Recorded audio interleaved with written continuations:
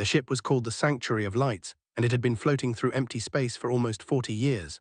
The hull was covered in scars from tiny space rocks that had hit it over the decades. The engines were barely working and the fuel was almost gone. Inside this broken ship lived 12,000 who survived on recycled water and vegetables grown in small gardens that produced less food with each passing year. Captain stood alone on the observation deck and looked out at the endless darkness of space. She was tall and thin like all her people, with silver-blue skin that shimmered in the dim light. From her head grew delicate fronds that moved like living hair, and her 4 eyes could see in directions that other species could not. She had been captain for 15 years now, and in all that time she had watched her people slowly fade away. There had once been proud members of the Galactic Concordat, which was a coalition of 17 powerful species that ruled this part of the galaxy. They had lived on a beautiful world covered in ancient forests that their ancestors had protected for thousands of generations. These forests were sacred to thee, and they believed that cutting them down would destroy their very souls. But the Concordat wanted those forests. Beneath the ancient trees lay minerals that the powerful species craved for their industries and their weapons. The Concordat told them to clear the forests and begin mining operations. When they refused and said that the forests were sacred and could not be destroyed, the Concordat called them disobedient and ungrateful. The punishment came swiftly and without mercy. They were stripped of their membership in the Concordat. Their colonies on other worlds were seized, and their people living there were forced onto ships with nothing but the clothes on their backs. A decree went out to every corner of the galaxy saying that no species was allowed to help thee in any way. No food, no fuel, no medicine, no shelter. Anyone who aided them would face the same punishment. And so they became ghosts drifting through space with nowhere to go and no one to turn to. Had sent distress calls to every known species in the region. The who had once traded with her people did not even bother to respond. They sent back a message saying they would destroy the sanctuary if it came anywhere near their territory. Other species simply pretended they had not received the calls at all. The observation deck door opened and her navigator walked in. He was young, for only 60 years old, and his fronds still had the bright blue of youth, but even he looked tired and thin from years of rationing food so the children could eat more. "Captain," he said quietly, "we are receiving a signal." Did not turn around. She had heard this before. Every few months some signal would come through, and it always turned out to be nothing useful. A warning to stay away, a threat, an automated message from a dead relay station. "Who is it?" she asked without much interest. Looked at his data pad and checked the information twice before speaking. "It is coming from a system called Sol. The species there calls themselves humans." Finally turned to face him. Humans, she had never heard that name before. "Are they members of the Concordat?" she asked. "No, Captain. According to our records, they applied for membership about 60 years ago, but they were rejected. The Concordat said they were too primitive and too aggressive to join." A species that had also been rejected by the Concordat. This was interesting. "What does their message say?" asked. Translated the signal, and as he read the words, his fronds began to tremble. "It says, 'We heard your call and we are coming to help, and you should hold on.'" Felt something strange in her chest. It was a feeling she had not experienced in so long that she almost did not recognize it. It was hope, but hope was dangerous. Hope had been crushed so many times before. "It must be a mistake," she said, "or a trap. No one helps there." "I thought the same thing, Captain, but the signal is genuine. They are sending a ship and it will arrive in 3 days. 3 days passed slowly on the Sanctuary of Lights, told only her senior officers about the message because she did not want to give her people false hope. They had suffered enough disappointment already, but she found herself returning to the observation deck again and again, looking out at the stars and wondering if this time would be different. On the 3rd day, a ship appeared. It was unlike anything had ever seen. Concordat vessels were elegant and smooth, designed to look beautiful and impressive. This ship was the opposite. It was bulky and covered in thick armor plates. Weapon systems were visible all over its hull, not hidden away like the Concordat preferred. The design was practical and sturdy, built by people who cared more about function than appearance. On the side of the ship, a name was painted in bold letters that's translator converted for her: the Resolute. A voice came through the communication system. It was warm and friendly and spoke with an accent had never heard before. "Sanctuary of Lights, this is Captain Daniel Brooks of the Earth Coalition vessel Resolute. We picked up your distress signal and came as fast as we could. What do you need?" Was so surprised that she could not speak for a moment. There were no demands, no threats, no questions about what they could offer in return, just a simple question about what they needed. "We need everything," she finally managed to say. "Fuel and food and medical supplies. Our ship is failing and we have nowhere to go." There was a short pause on the other end. Then Captain Brooks spoke again. "We have a station not too far from here called Outpost Harmony. We can tow your ship there if your engines cannot make the journey. We have doctors and engineers and plenty of food. You are going to be okay." Was at with wide eyes. "Captain, this cannot be real. No species helps another without wanting something in return. This must be a trick." Thought about all the species that had turned them away. She thought about the Concordat and their cold calculations. She thought about her people who were dying slowly in the darkness of space. They had nothing left to lose. "Accept their help," she said. "Whatever happens next, we have no other choice." As the Resolute moved into position to begin towing, the Sanctuary watched through the observation window. She still did not understand why these humans were helping them, but for the first time in 40 years, she allowed herself to feel something other than despair. She allowed herself to believe that maybe somewhere in this cold and cruel galaxy there was still kindness. She did not know yet that this moment would change the fate of her people forever. The journey to Outpost Harmony took 4 days, and during that time Captain barely slept. She spent hours watching the human ship through the observation window, trying to understand these strange beings who had come to rescue her people. The Resolute flew steadily ahead of them, pulling the Sanctuary of lights with cables that glowed faintly in the darkness of space. When they finally arrived at the station, understood why it was called Harmony. The structure was massive, far larger than anything they had ever built. It orbited a giant planet with swirling clouds of orange and gold, and the station itself was covered in lights that made it look like a small city floating in space. Ships of many different designs were docked at its ports, and realized with surprise that not all of them were human vessels. Stood beside her and pointed at one of the docked ships. "Captain, that ship belongs to the... I recognize their design." There were another species that had been cast out by the Concordat. Their world had been taken over by a powerful Concordat member who claimed it was for their own protection. In truth, it had been simple conquest, and they had been scattered across the galaxy as refugees. There were other ships too, recognized the markings of the who had been accused of harboring criminals and lost their right to trade. She saw what looked like a vessel, a species whose only crime had been refusing to join the Concordat in the first place. All of these lost and forgotten peoples had somehow found their way to this human station. The Resolute guided the Sanctuary into a massive docking bay, and when the airlocks connected, felt her hearts beating fast. She had not set foot on solid ground or a stable structure in decades. Behind her, 12,000 waited to see what would happen next. The airlock opened, and Captain Daniel Brooks stood there with a warm smile on his weathered face. He was tall for a human, with grey hair and lines around his eyes that suggested many years of hard work and difficult decisions. Beside him stood a woman with short dark hair and gentle eyes, who was introduced as Dr. Perry, the chief medical officer of the station. "Welcome to Harmony," Captain Brooks said, and he extended his hand toward. She had been taught about this human greeting, and she clasped his hand in her own. The skin was warm and rough, and somehow that simple touch made everything feel more real. "I need to understand something," said before they went any further. "Why are you helping us? You know what the Concordat has decreed. Any species that aids the will be punished. You risk everything by taking us in." Brooks slowly, as if he had expected this question. "The Concordat rejected us too, remember? They said we were not good enough to join their club, called us primitive and aggressive, and said we did not share their values." He paused and looked at her with steady eyes. "Turns out their values include letting innocent people starve in space because they would not cut down some trees. We have different values, Captain. When someone needs help, we help them. It is as simple as that." Dr. Perry stepped forward and spoke gently. "Your people need medical attention. We have set up a treatment center in one of the lower bays. We have been since we received your distress signal." Frowned. "You prepared for us, but you only had 3 days. How could you possibly learn enough about our biology in that time?" "We already had some information," Perry explained. "The refugees shared their records with us, and they remembered your people from the old days. They told us about your physiology and what kind of food you can eat and what medicines might help you. You are not the first exiles to come to Harmony, Captain, and you will not be the last." Over the following weeks, watched as the humans worked tirelessly to help her people. Engineers swarmed over the Sanctuary of Lights, repairing systems that they had given up on years ago. Doctors treated malnutrition and radiation sickness, and the deep psychological wounds that came from decades of wandering hopeless through space. Volunteers organized housing and set up schools for the children and worked day and night to translate between the many languages spoken on the station. None of them asked for anything in return. Spent many hours walking through the corridors of Outpost Harmony trying to understand this place.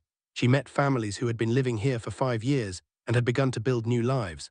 She spoke with traders who were now teaching human children the ancient art of stellar navigation. She saw scientists working alongside human researchers in laboratories filled with equipment from a dozen different worlds. One day she found herself in a common area watching a group of children play together. There were human children and little younglings all chasing each other and laughing without any awareness of the differences between them. An older human woman sat nearby keeping watch over them all. Sat down beside her. "May I ask you something?" she said. The woman smiled. "Of course, my name is Grace. I teach at the school here." "I have been trying to understand your people," said slowly. "Every other species in the galaxy operates on exchange. You give something and you receive something in return, but you humans seem to help others without expecting anything back. It does not make sense to me."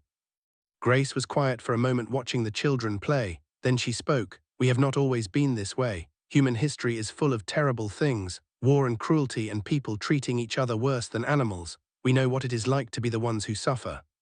She turned to look at. "When we finally made it to the stars, we thought we would find a galaxy full of wonder and friendship. Instead, we found the Concordat telling us we were not good enough. They looked at us like we were insects, like we did not matter."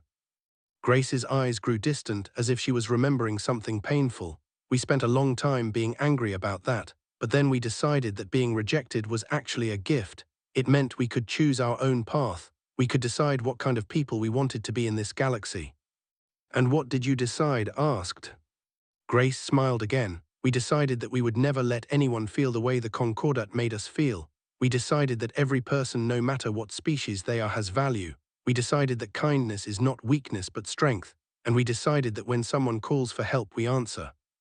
Felt tears forming in her eyes. Such displays of emotion were considered inappropriate among them, but she could not stop them. For 40 years she had believed that her people were truly alone, that no one in the entire galaxy cared whether they lived or died. "What happens when the Concordat comes for you?" she asked. "Because they will come. They will not allow this place to exist." Grace laughed softly. "Let them come. That is what we always say. Let them come and see what happens when they try to hurt the people under our protection." Looked at the children playing together, and at the diverse groups of beings moving through the common area, and at the lights of the station shining against the darkness of space. She thought about her people who for the first time in decades were eating full meals and receiving proper medical care and sleeping without fear. She did not know what the future would bring, but she knew that something had changed inside her. After 40 years of despair, she had found something she thought was lost forever. She had found hope, and she had found it among a species the galaxy had dismissed as primitive and worthless. Perhaps the Concordat had been wrong about humans. Perhaps they had been wrong about everything. It traveled along smuggler routes and through refugee networks. It was whispered in hidden corners and transmitted through encrypted channels that the Concordat could not monitor. The message was simple but powerful. There was a place where the unwanted were wanted. There was a system where the exiled could find shelter. There was a species called humans who would help anyone in need. They came in small groups at first, a few dozen whose crime had been nothing more than their genetics. The Concordat had declared them impure and forbidden them from having children. Rather than accept extinction, they had fled into the darkness of space, hoping to find somewhere they could survive. The humans took them in without hesitation, and within a year the first baby was born on Outpost Harmony. Then came the whose beautiful had been declared a protectorate by the Concordat. This was a polite word for conquest. The government had been dissolved and their resources extracted to feed the endless hunger of the powerful species. Those who resisted were imprisoned or killed. Those who escaped became refugees wandering without a home until they heard about the humans and made the long journey to Sol. They arrived next. They were scientists and inventors whose only crime was creating technology that the Concordat considered dangerous. Their inventions could have helped millions of beings across the galaxy, but the ruling powers did not want change. They wanted control. So they were labeled criminals and forced to flee, leaving behind everything they had built. With each new group that arrived, Outpost Harmony grew larger. The humans built new sections onto the station, working alongside engineers from every refugee species. They established colonies on nearby moons and constructed additional stations in other parts of the Sol system. What had started as a single outpost became a network of settlements stretching across human space. Admiral Cole watched all of this happen from her office on Harmony Prime, which was the largest of the new stations. She was a tall woman with silver hair and eyes that had seen too much suffering. She had served in the human fleet for 30 years and had been there when the Concordat rejected humanity. She remembered the shame and anger she had felt that day, but she also remembered the decision that came after. "We will be better than them," her commander had said. "We will show the galaxy what humanity truly stands for." Now, 15 years after they had first arrived, she stood before an assembly hall filled with representatives from every species that had found shelter with humanity. There were over 30 species now, and their numbers had grown to more than 3 million souls. They had come from every corner of the galaxy, all of them carrying the same wound, the wound of being told they did not matter. Cole looked out at the crowd and felt pride swelling in her chest. Sat beside, shared tables with, humans moved among them, serving as translators and mediators and friends. This was what humanity had built, not an empire, not a conquest, a family. She raised her hand and the hall fell silent. Friends, she began. 15 years ago we received a distress call from a dying ship. On that ship were 12,000 who had been abandoned by every other species in the galaxy. We answered that call and we have been calls like it ever since. She paused and looked at the faces watching her. Some were familiar and some were strange, but all of them shared the same expression, hope mixed with determination.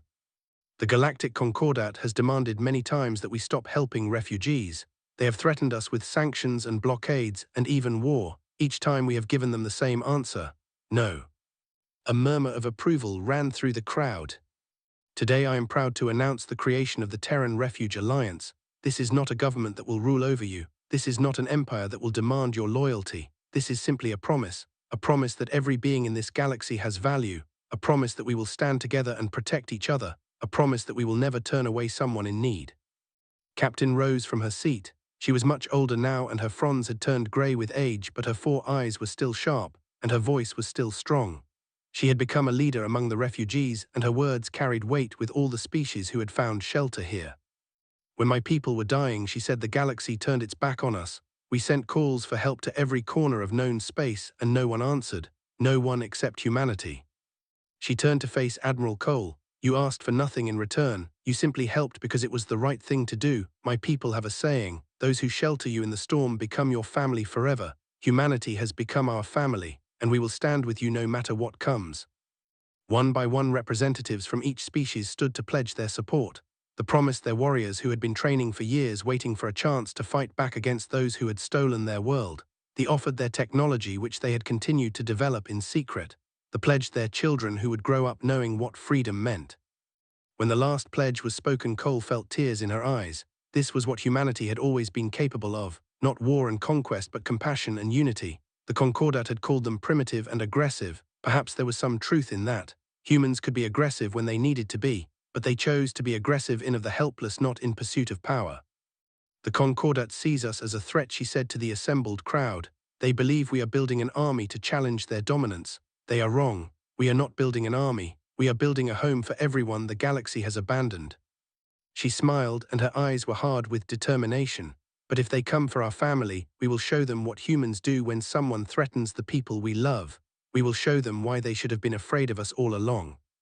The hall erupted in cheers. Species that had been scattered and broken now stood united under a banner of hope. They had been told they were worthless. They had been told they did not deserve to exist. But here in this place built by humans, they had found something the Concordat could never understand. They had found each other, and together they would face whatever came next. 300 warships dropped out of hyperspace at the edge of the Sol system. They were the finest vessels ever built by the 17 species of the Concordat. Massive battlecruisers with weapons that could crack planets open, sleek destroyers designed for speed and precision strikes, carriers filled with thousands of smaller attack craft ready to swarm any enemy. It was the largest military force assembled in 100 years, and it had come for one purpose: to end humanity and everyone they protected. At the head of the fleet flew the flagship of High Admiral. He was one of the founding species of the Concordat, and his name was known throughout the galaxy as a commander who showed no mercy. His scales were dark green, and his eyes burned with cold contempt as he looked at the tiny blue planet on his view screen. Open a channel to the humans, he ordered. His communications officer obeyed, and within moments, his voice was broadcasting across every frequency in the system. Humans of Earth, you have committed crimes against the Galactic Concordat by harboring exiles and refugees in violation of our laws. You have one planetary cycle to surrender all refugees to our custody and submit to occupation. If you refuse, we will destroy your world and every station and colony you have built. There will be no second warning. There will be no negotiation. Comply or die. On Harmony, Prime Admiral Cole received the message in the command center surrounded by her senior staff. The room was tense and silent as words echoed through the speakers. When the transmission ended, Cole simply, as if she had been expecting this all along. Well, she said calmly, I suppose we knew this day was coming. Colonel Grant, her chief tactical officer, pulled up holographic displays showing the enemy fleet. The images filled the room with glowing red dots, each one representing a ship capable of destroying cities. Admiral, they outnumber us 3-1, he said. Their ships are more advanced than ours, their weapons have greater range and their shields are stronger. By any conventional measure, we cannot win this fight. Cole studied the display for a long moment, then she smiled. Then we will not fight conventionally. Get me a channel to every Alliance vessel, and get me captain. The next 12 hours were filled with frantic activity. Ships that had been scattered across the system began to move toward predetermined positions. Stations powered up weapons that had been hidden behind false panels. On every world and colony in human space, people watched the sky and waited. Captain arrived at the command center just as the final preparations were being completed. She was old now, but her 4 eyes still burned with determination. You asked for me, Admiral, she said. Cole, I wanted you here for this. Your people started all of this. It seems right that you should be present when we finish it. Looked at the display showing the massive Concordat fleet. Do you truly believe we can win, she asked.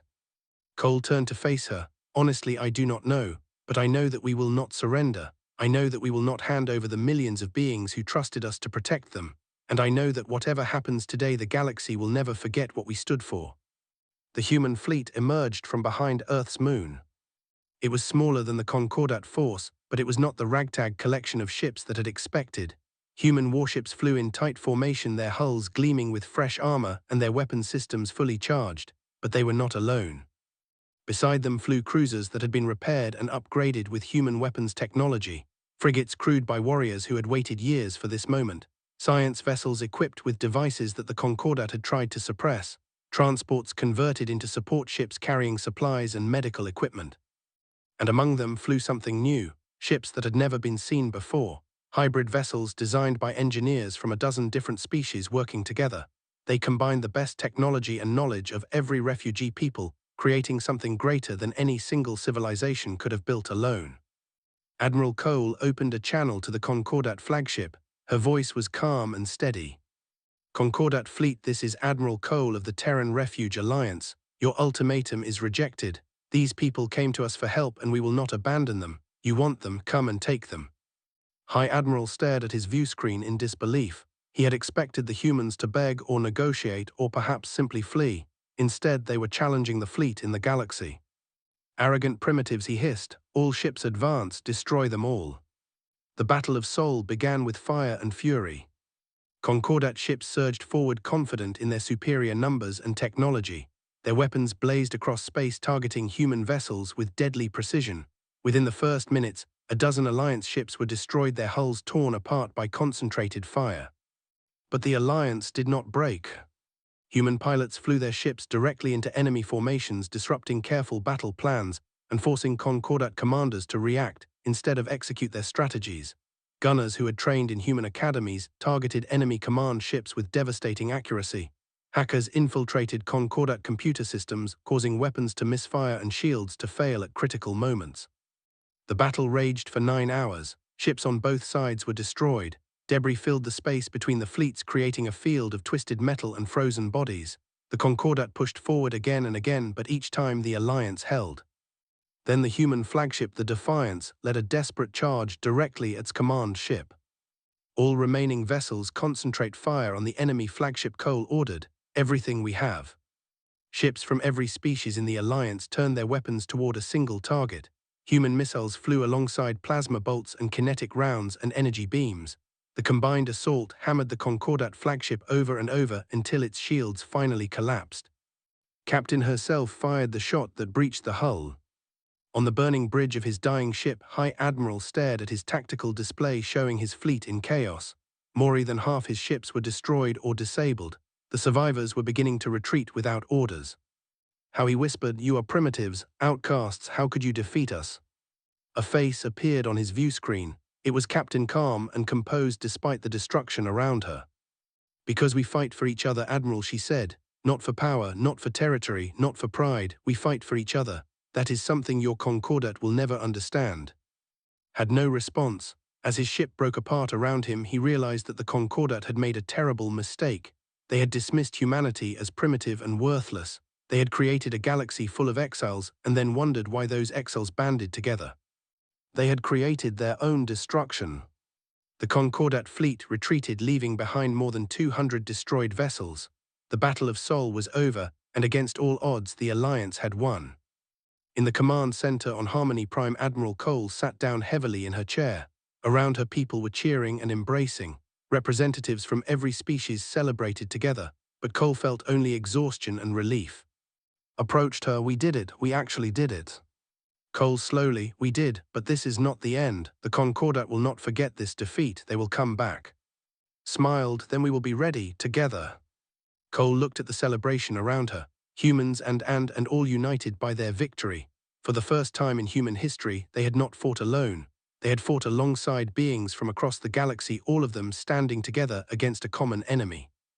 Perhaps that was the true victory, not the battle itself but what it represented. The galaxy would never be the same after today.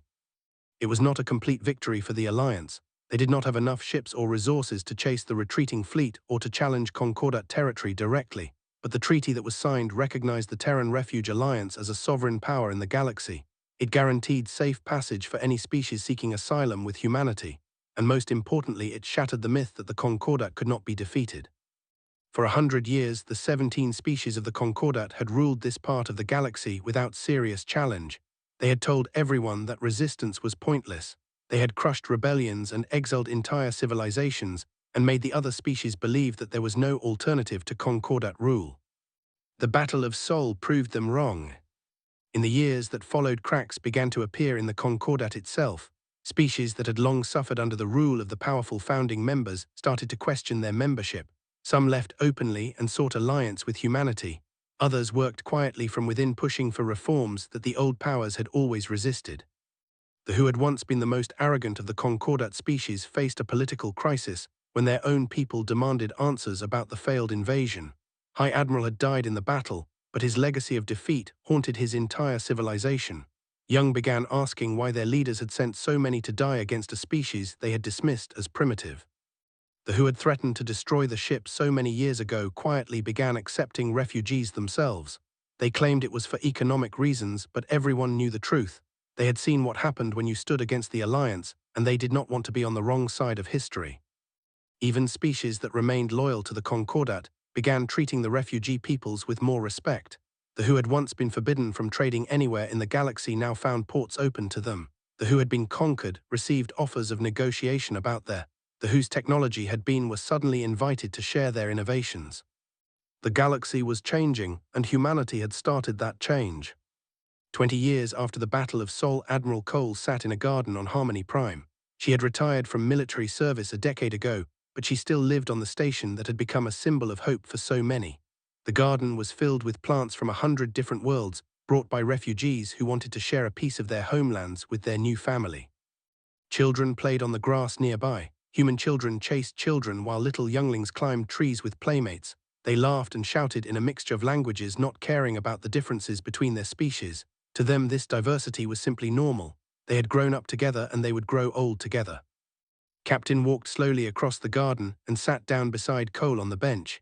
She was very old now, her fronds completely silver and her movements careful, but her 4 eyes still sparkled with the same intelligence and warmth that Cole had first seen so many years ago. "I received a transmission today," said quietly, "from my..." Cole raised an eyebrow. She knew that the Concordat still occupied the planet. That had been one condition of the peace treaty. The Alliance had not been strong enough to demand the return of conquered worlds. Not yet. "What did it say?" Cole asked. Smiled, and there were tears in her eyes. "There is a resistance movement growing on my world. Young who have heard the stories about what happened here, about the humans who took in refugees when no one else would, about the battle where species that had been abandoned and forgotten stood together and won." She paused and took a deep breath. "They want me to know that they are not giving up. They believe that one day they will be free again, because of what you did, because you showed them that kindness and courage still exist in this galaxy."